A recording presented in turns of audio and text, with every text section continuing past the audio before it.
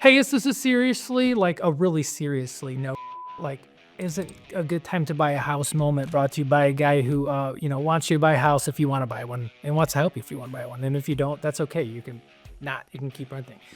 So people ask this a lot. They say, well, what are rates? And I go, they're bad. They're higher than they kind of should be. Like if you look at historical average, rates should be kind of here. And maybe right now they're here and everybody wants them to be here. And we just all can't figure out what we want that to look like. So is it a good time or a bad time to buy a house?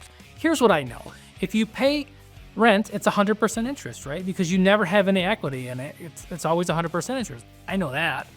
So is it a good time for you to buy a house? I don't know. That depends on your situation. Here's what I would offer to you. Every time interest rates change 1%, if they go down 1%, it adds about 5 million people to the home buying mix. So about 5 million people qualify. If rates go from 6 to 5, 5 million people. If they go from 5 to 6, 5 million people. So it changes.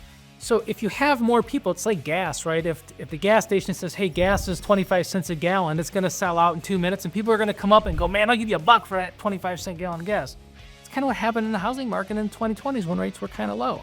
So I tell people, like, it's actually better to think about buying a little bit higher than if rates drop. Maybe you just do a refinance into a lower rate. So is it a good time to buy a house? Have a conversation with your lender or your realtor, because maybe it is, maybe it isn't, but I just wanted to kind of give you a little different perspective, because it's seriously no shit. Like, interest rates matter, housing matters, everything matters. Moment brought to you by a guy who likes to explain things that matter every day.